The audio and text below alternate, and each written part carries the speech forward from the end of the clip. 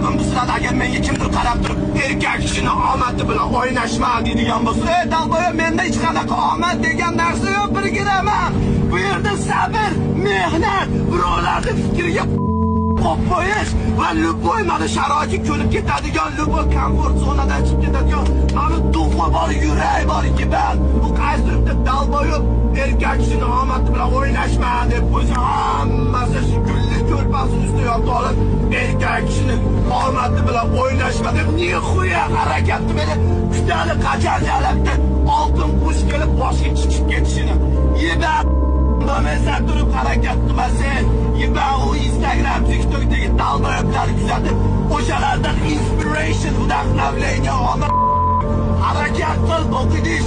Meni mana boshidan kuzatganlar biladi qanaqa yo'llarni bosib o'tganim, jala.